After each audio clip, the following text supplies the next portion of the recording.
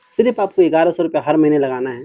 अगले 10 साल में 3,30,000 हो जाएगा, अगले 20 साल में 16 लाख हो जाएगा, अगले 35 साल में 95 लाख, मतलब 1 करोड़ रुपये आपको मिल सकता है। सिर्फ 1100 रुपये हर महीने लगाना है, वो भी कहाँ? म्यूचुअल फंड में, जहाँ पे इंटरेस्ट के ऊपर इंटरेस्ट, मतलब ब्याज के ऊपर ब्याज मिलता है।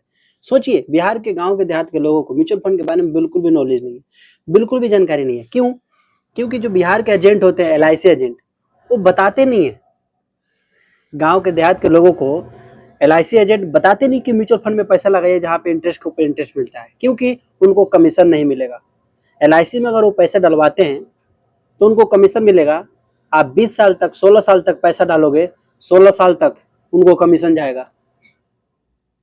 बिहार के गांव के देहात के जो LIC एजेंट होते हैं वो अमीर बनते जाते हैं, और जो आम आदमी होता है वो गरीब बनता जाता है, क्योंकि उसके पैसे से वो LIC एजेंट अमीर बनता है, कमीशन के पैसे से।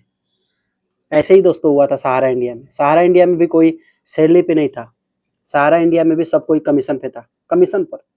और जो इंसान कमीशन पे होता है ना, वो आपको कैसे भी बेवकूफ़ बना सकता है, किसी भी तरीका लगा के बेवकूफ़ बना सकता है।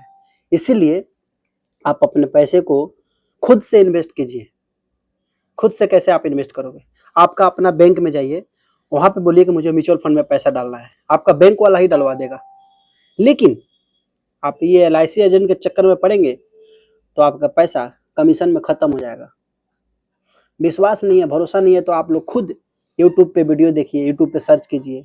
आप अच्छे इंसान से पूछिए, जो ईमानदार इंसान है, वो आपको बताएगा कि LIC में कैसे पैसा महंगाई के हिसाब से ख़त्म हो जाता है। मेरे खुद रिलेटिव में, मेरे खुद जानने वाले लोग LIC में पूरा उम्र पैसा डाले और आज कुछ नहीं मिला। मालूम है क्यों? क्योंकि जिस टाइम 1 लाख 1.5 लाख का वैल्यू था आज से 20 साल पहले, और सोचिए आज 1-1.5 लाख में क्या होता है। 20 साल पहले वो लोग सोच रहे थे कि LIC में पैसा डालेंगे तो हमारा पैसा 1.5 लाख रुपया हो जाएगा और मेरी लड़की की शादी हो जाएगा। लेकिन क्या आजकल 1.5 लाख में शादी होता है? इसीलिए महंगाई के हिसाब से LIC में आपका पैसा ख़त्म हो जाता है।